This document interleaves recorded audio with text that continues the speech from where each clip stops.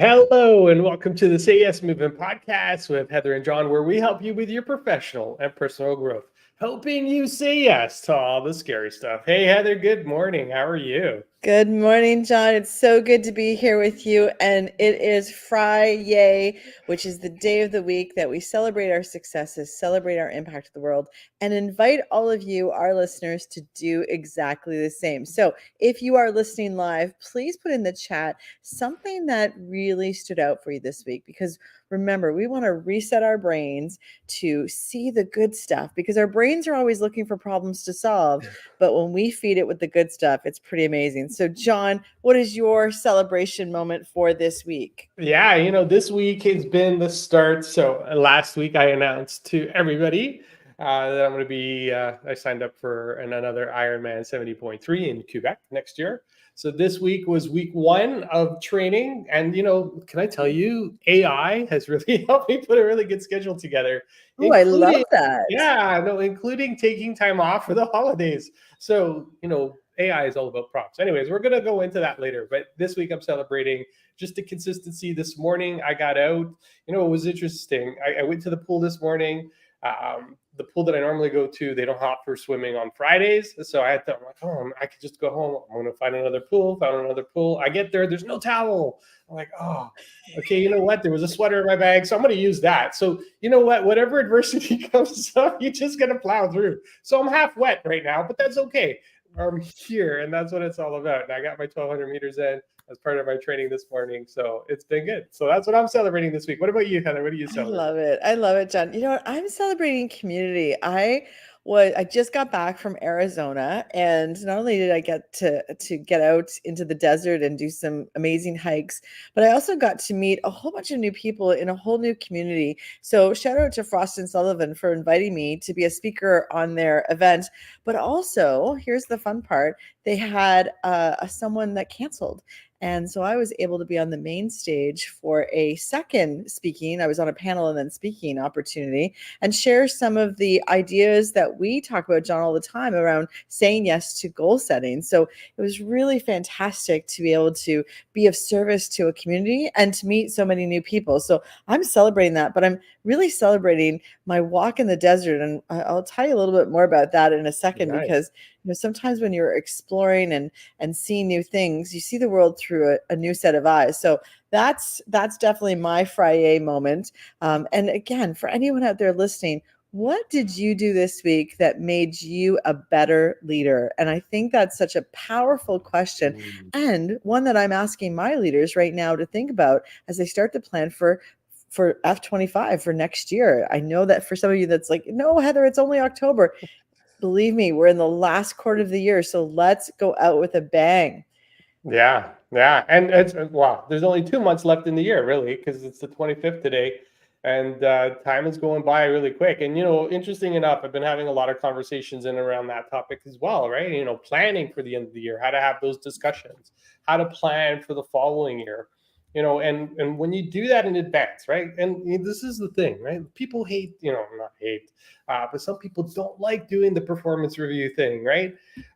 But that is the key that sets you up for what comes next, and that's what I love, is that vision, right? It's so incredible when you start to really put some time around it, because that's when you really get to create what you want. It's more designing your life than versus just letting your life happen to you, right? John, I think people hate the year-end review because they wait all year to create their brag book. And we know that when you spend just a few moments each month looking at what are your accomplishments, what are you most proud of, and what did you learn? Most importantly, what did you learn? Then you can lay down the breadcrumbs for your own personal success Mm. patterns, so that all right, if I learned this last month, let me not learn that lesson again. And if I was successful this month about something, how about I take those successes into the future? And so we don't love the year-end review. What we love is monthly and even weekly, if you want to get that crazy, documentation and journaling of what's your accomplishments. That's why on Fridays we start our podcast with a celebration celebration moment. John, we have the benefit of having a full years of recording of the things that we have successfully impacted. And, of course, anybody out there listening, you haven't recorded it in a podcast, but you can just make yourself a voice note. Pretty Yeah. easy stuff on ways to use technology. Yeah, no, I had the opportunity. I was going through and I was reviewing some of our previous podcasts, almost 150 episodes right now. So we're getting up there, which is really interesting because statistically, and I'll just drop this in as a side note, most podcasts don't make it past 3 episodes, right? What? I didn't know that. Well, That's tough. I think I'll give myself a pat on the back and give you one too, John, for staying consistent and, creating space for something that we're passionate about. And, often people say, Heather, how do you do all of the things that you do? You know what? I have dedicated time and it's non-negotiable. Mhm. Me and you have found ways to record our podcasts from all over the world. And, I've even you doing it in airport lounges and finding ways to do it. And I think that's the key to success is making it a non-negotiable. And that's, often when I fail at my goals, when I look at what the failure points are, it's because I've either prioritized it way down my list or it's not a non-negotiable. It's a maybe I'll do that. And guess what happens when you have a maybe? Not going to happen. Not going to happen. Yeah. Well, the worst is when you say, and this is what I thought about this morning too, right? Like I could have turned around, I'll go swimming later. I'll do it later. Has anybody else ever said that? I'll do it later, and then later never shows up. Sometimes you just got to get through it, right? Whatever is going on, and it's like, what do you do, right? Well, you do it now. You figure out a way, and you make it happen, right? And so. Absolutely.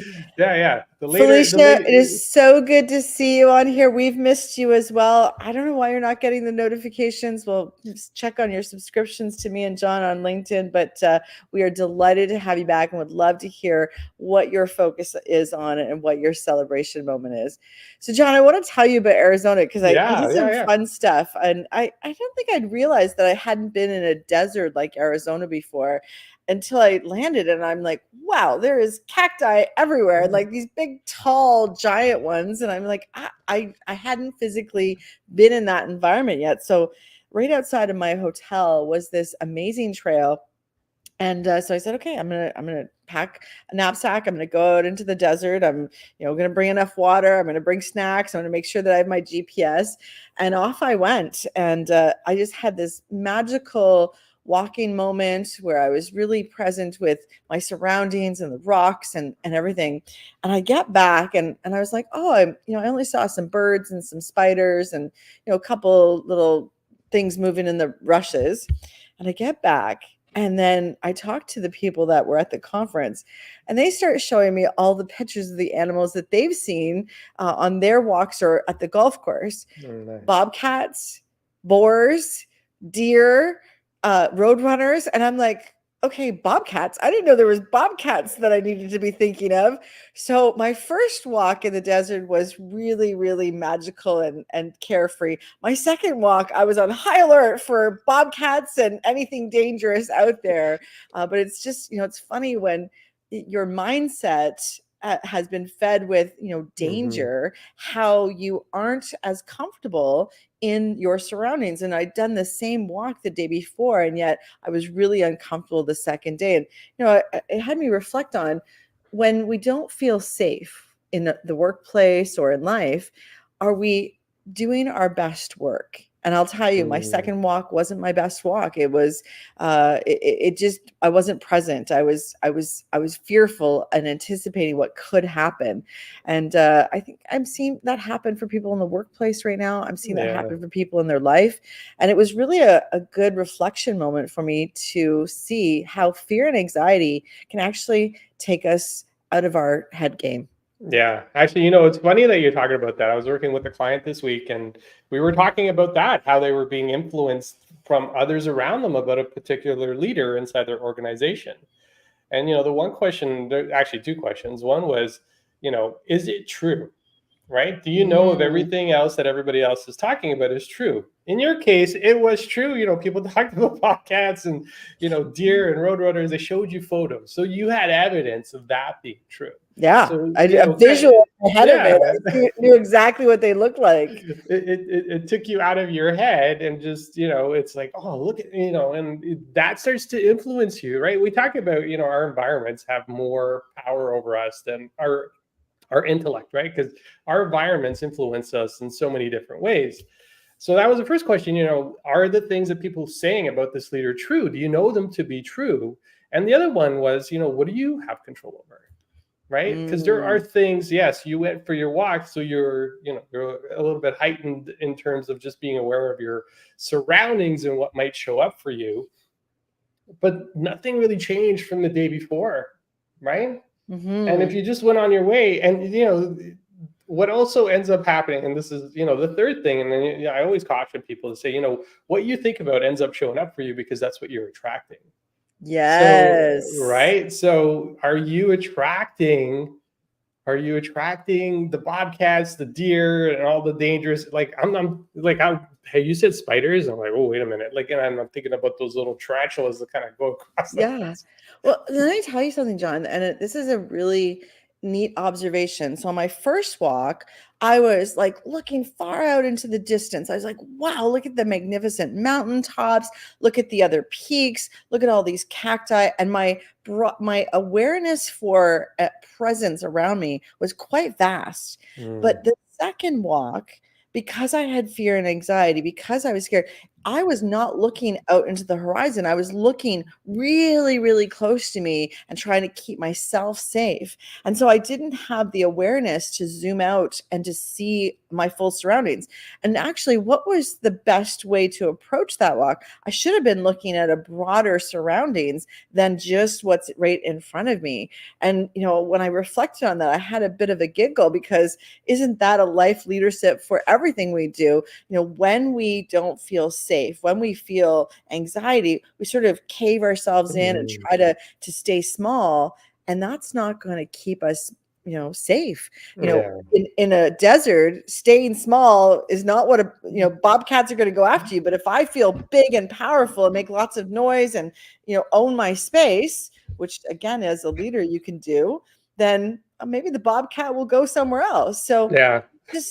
like I just had so many downloads in the desert, John. It was such exciting moments. I hope you wrote these down. Like, I Well, I hope will write them you. down after this because you're right. Journaling is so powerful. I have not done that yet. Wow, you have video evidence of everything that you've kind of experienced, and that's what I love about this podcast too. Is we can go back, almost 2 years now, right? We're almost at that point.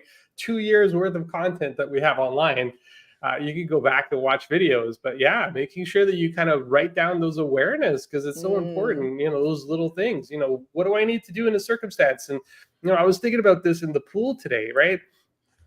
As I was going for the swim, it's like I just got to keep going. I just got to keep going, And there was a frustrating point for me in my swim this morning where this person was swimming backwards and they were like all over the place, right? Like they were just, normally people kind of stick to their lanes and go back and forth, but the person kept going, weaving in and out. I'm like, I'm like, man, this is dumb, right? Like I hate this. That was my first thought. My second thought was, well, what's good about this?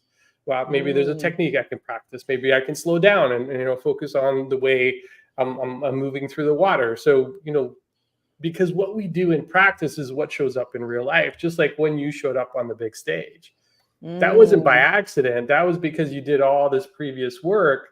The little conversations here, preparation, the conversations that we're having here on the podcast, all those things led you up to the big stage. And then when you got there, it was no big deal because you're already ready for like the longest time because you've already practiced. Let's And talk about that, John, because oftentimes people say, well, I don't know how to get my speaking engagements. I don't know what to do. And my first question to them is, if you were to speak about a topic in the next 5 minutes, no prep time, what would that topic be about? Because you have to have the passion and energy. mm, And then the next step after that is, all right, why don't you go build a presentation for a 10-minute speech on that. And then the 10-minute speech turns into a half hour. And then the half hour turns into a workshop. And before you know it, you are a public speaker. But it isn't, oh, wow, you go from zero to a public speaker. You need to take the steps to practice. And one of our goals in doing the podcast is for us to practice our communication skills every single week. And we do this live, and sometimes we mess up. Sometimes we think, oh, I wish I didn't say that, but that's okay. That's what growth looks like. Yeah, no. So this week, for my Toastmaster friends out there, Felicia, and actually, I just want to take a second. She shared her celebration with us, so she's celebrating that she's letting her daughter go. They've been together for 31 years, and said goodbye for a month ago, and it was very difficult, but we needed to cut the strings. Ooh, and it looks like she's abroad on an exchange program, living an adventurous life. And travel and adventure and stepping out into your own can be scary on both sides, Felicia. So I'm sure it's felt both ways. But know that as parents, our job is to let our kids go and let them be the best versions of themselves. So bravo to you for stepping into that uncomfortableness. Yeah, no, listen, it's such a great celebration. Oh, wow. Love it. I love it. I love it. I love it. Maybe we should have a conversation with my kids, but that's for another day. And Jay, I just wanted to say good morning. We haven't seen you here. So yeah, first time. I love it. You're here listening to this with us. But yeah, doing all those, this week I talked about Toastmasters. I competed in a contest for the first time in a long time. Tell us more, John. So it was Tall Tales, which is kind of like an exaggerated story type of speech contest, which was really interesting. And I got to tell a tall tale, but I still incorporated a bunch of yeses that went through it. And part of it's true. So for those of you that are going to be listening to the area contest, which I'll be moving on to next week, if you're going to be there in person, I'll be telling my tall tale story. And just know that part of it is true. I'm not going to tell you which part of the story is true, but part of it is true. So there was two contests, and then one was a speech evaluation contest, which I got to evaluate a speaker. So, we talk about practice, 20 years next year I'll be celebrating my 20th year with Toastmasters, and I continue to be a part of that community because I want to continue to grow. I want to continue to practice. I want to continue to get better. And the only way you do that is through practice, right? It's one of the things that we talked about in our workshop. For those of you that want to take a look, we have an online little mini program that you can kind of step into. And one of the principles inside of that is practice, practice, practice. Yes. And that's what leads you to that big stage. And that's what leads you to, being prepared when you get called upon. Because, sometimes I've seen that. You saw it this week. Hey, Heather, you want to speak on the main stage? Sure, no problem. It's like, absolutely. It wasn't even something that you needed to think about. You just did it. John, you're onto something here for this practice, practice, practice. And I know we teach this, and it's for any skill that you want to build. And, I remember being asked by a new leader, they said, what books should I read to become the best coach? I said, none. Now, I'm not advocating not to read books, but what I said next to them was, get out and practice coaching. Get out and ask curious questions. Google or use AI to ask, what are 3 questions that good coaches ask, and just go practice those 3 questions. People get stuck on, I'm not educated enough. I don't know enough. I need to be an expert before I can take action. And actually, the reverse engineering of that thought process and annihilation of that process is the true act of self-care and being of service to others, which is to just practice, just do one thing in the next 24 hours that's going to take you to the next level of your leadership. And that brings me to a question, John, that I've been asking people lately as we do, year-end performance reviews and, reflection time is, what did you do this year to be a better leader?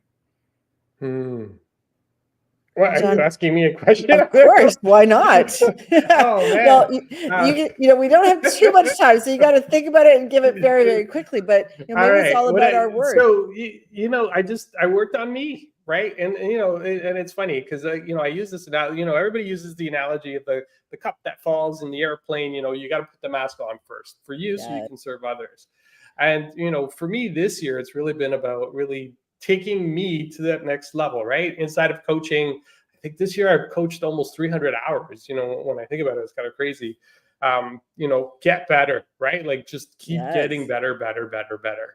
And, if I can work on me to get to that place where I have an awareness, where things become a little bit more clear, then I can serve people better. What about you? Mm. Real quick, Heather, what about you? What are you Same doing to thing, level up your leadership? self-care and adventure.